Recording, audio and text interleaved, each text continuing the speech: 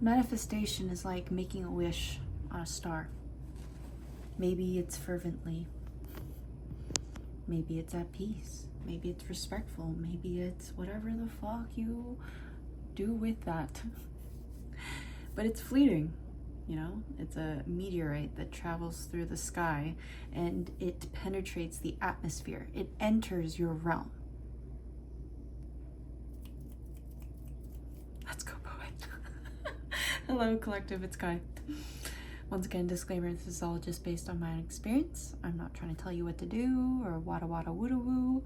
So please use your discernment when you're consuming my content or any content in general. Misunderstandings, right? Misunderstandings. I was thinking about this concept. It's so interesting because when you start to experience something, whether it's that you feel negative emotions or something like that, right? In lieu of someone else treating you in a certain manner, does that invalidate your experience if their intentions were good, right? The things that affect you are different than what other people are perceiving or impressed upon. The things that affect them may not leave that same impression in terms of your own existence. So is it really a misunderstanding?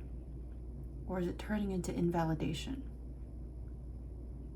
I'm very familiar with being gaslit, and that's not something to be proud of, but I feel that through that experience I've learned that quick identification to be like, oh, maybe I am in the wrong. That humbling nature. It's not to say that their actions or their words or them putting me down or diminishing my experience is something that I'm willing to accept anymore, right? That's where the unconditioning and reconditioning yourself comes in. Placing your boundaries, making an effort to stand up for yourself. Traveling through the different phases of maybe sometimes it's so fervent, like I was saying. Maybe you're so anguished by someone's actions that you literally scream and yell and shout to protect yourself.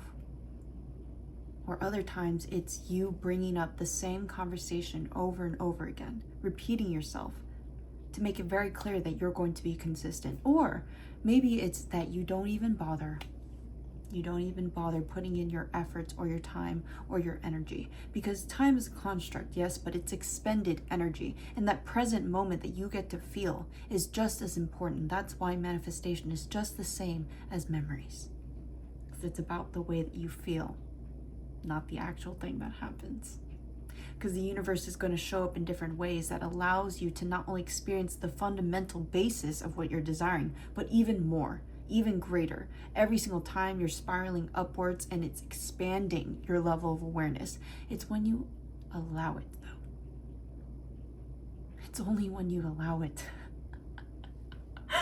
And I've been recognizing that this same, like, familiar aspect of me being like attached to this past experience and in its own right still grieving it, almost, you know, saying goodbye over and over again.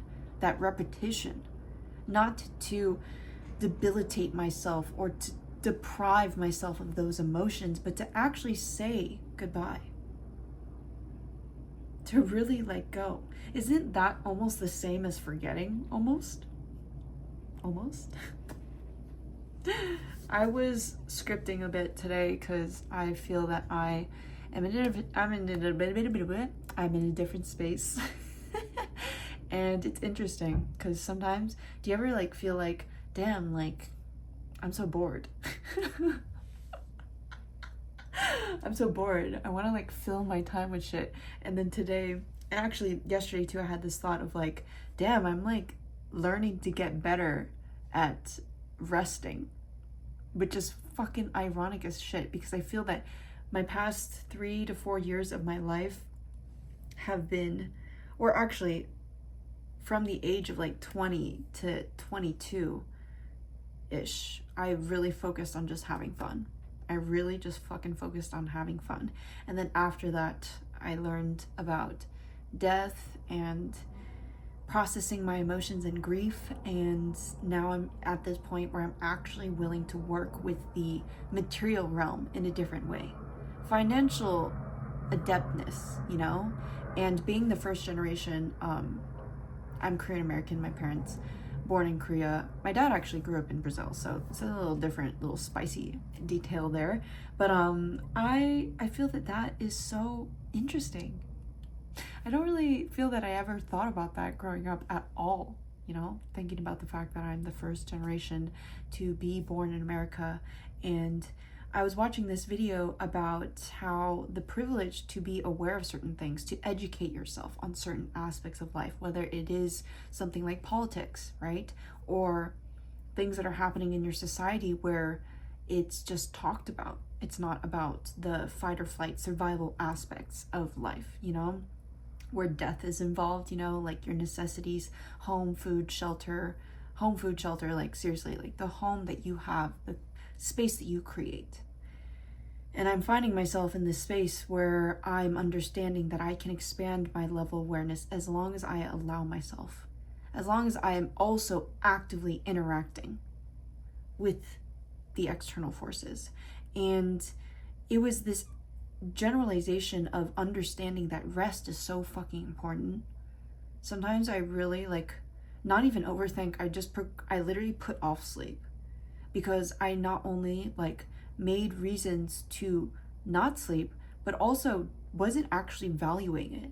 And I feel that that connects with so many different aspects of life where you kind of put it off, right? You know how good it is for you and how much it makes you feel this joy or whatever the fuck, these positive emotions, I guess you could say, in general. And then it's you put it off and then you actually experience it and you're like, damn, I'm consistently reminding myself that that is something that is good for me, right?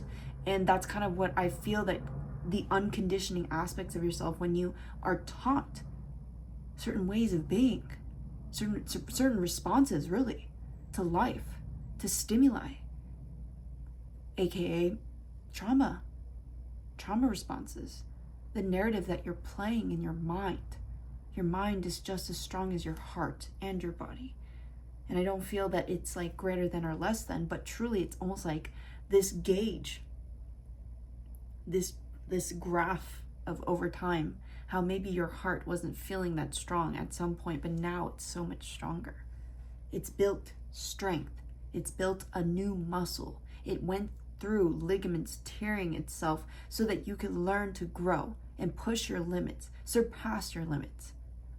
Understanding the limitless nature of the etheric being,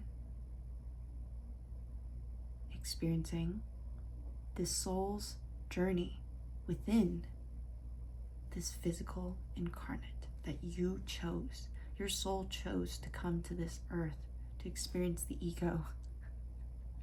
As ridiculous as it might sound, trust me when I tell you, I question it sometimes. I'm like, damn, I did have to experience this.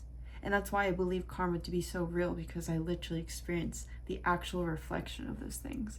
And that's why I too understand that it is important to treat others with respect, to be discerning, to follow your intuition, to not hold grudges or resentment into your being, to not stimulate yourself in that sense as well. You know, interacting with people who piss you off. Such a good example. Because in other words, are we willing to let go of our pride? That's a process. It's a process. And allowing that to unfold, really. It's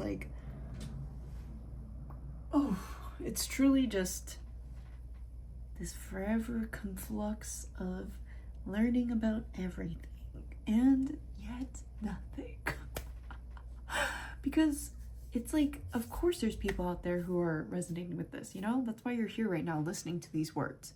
And that's what allows me as well to understand that I'm not alone, one, but also two, that we are all special. That is what it is. That is why we're not alone. And then simultaneously understanding that it does not make me special. It is that we are all inherently special. Appreciating the mundane things in life, the small things that add up. showing integrity, allowing that to be an integral part of being and interacting with others, being consistent in your relationships, speaking up for the space that you have or don't. That's a level of respect. You not only show others, but you show yourself. When you stop yourself from desiring certain things that you truly believe to be good for you, allowing yourself to experience that and maybe even adjusting that moving forward. It starts by literally experiencing it first. That's the same with addressing addiction. It's like you literally have to acknowledge that you're addicted to even address it. Because your mind will find ways to make it into a good thing when it's an unhealthy thing. You know what I mean? Because it's stimulating the chemicals that are being released within your body. And that is why ebbing off of it is just as important as understanding mentally how you navigate yourself back to that point as well. And I'm not speaking for any addicts out there, but I am going to speak from my own experience. Right? I can only truly speak up for myself. I'm not going to speak out of turn and say that someone's doing this because of this when I don't even know. I haven't even asked. Right? Do I even have the space to ask? Do I even have that space? Do I choose to have that space? It's like saying like, oh, I don't have time, when in reality that equates to, oh, I'm not going to make time. Right? Coming back to home. Understanding that we all have our own values and morals and beliefs and desires and goals and aspirations and fears. Right?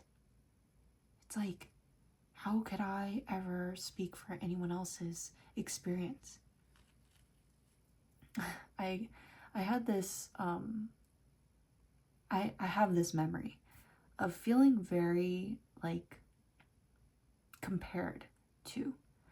And I say memory because I find myself in this space where I see that there is this interesting and fucked up, like, fuckery. It's like a fucking, like, it just doesn't make sense. But in this experience that I had, it felt like my trauma was being compared to another person's trauma. And I was being treated like theirs was worse, which in other words was like, you know what I mean? Like, do you see that? Like the level thing? It's like that theirs was worse. So does that mean that theirs is better? You know what I'm saying? I know this is kind of like an elusive way to talk about it, but truly, like, I felt that. And I was like, that is so fucked, bro. I felt that so clearly, and I was like, damn.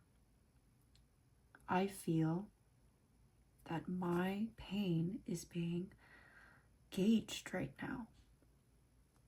And I had to learn that I really fucking reject that. I really don't feel that being sympathetic, right? Empathy versus sympathy. Okay, this is all just me from learning through childcare and licensing and stuff, that like empathy is when, though you may not know how someone's feeling or how they're being impacted from an experience, it is still providing support, right? Still making an effort to walk in their shoes for a moment, right? Sympathy is literally that comparative thing where you're like, that sounds really shitty, but there's people who go through worse. Right? So it's an interesting thing, because I feel that being an empathic person can easily go into being a sympathetic person because of that thin line that you could cross willingly, right? Willingly or not, whatever you want to discern it to be. But like, I say this in a sense of like, you know, when people say like, oh, I'm an empath. And I'm like, okay. But are you an empath who doesn't have any energetic boundaries? So in other words, a people pleaser. Or are you someone who disconnects from that sensing that you are capable of tapping into? And I believe, especially being spiritual, it's like everyone is capable of anything. So that's why it's not that I have these gifts, it's that anyone can tap into their own gifts, whatever works best for them, whatever aligns and attunes to you, right? And it's interesting because as I speak about these things, I come to terms with the fact that, like, that's just how I experience those things, right? So once again, based on my own perception, which doesn't make it the absolute truth, but it's what I am sensing. Taste, sight, smell, speech, expression, creativity, touch, right? Because when you're so traumatized from an experience that literally someone touching you makes you feel dysregulated and unsafe. The slamming of the door, loud music, it could be anything. It could be fucking anything, bro. It could literally be like the smell of something, or food, or being in an enclosed space, or darkness. It could be fucking anything. Unlearning that also equates to allowing yourself to experience something different. Literally allowing yourself to be in that experience of something different, because it doesn't repeat itself. It just reminds you of it. That's why it's called being triggered. Right? Oh, fucking damn it. It died. Anyways, that's gonna be the video because my light died, and I'm gonna leave it at that. Because I feel like my brain is just juiced right now, bro. Like, and I love it. I fucking love it. So thank you so much for allowing me the space to speak. Thank you for allowing me your presence. Thank you for being you. Thank you for being alive. And I'm sending you guys so much love and support on your own spiritual journey. Bye, collective.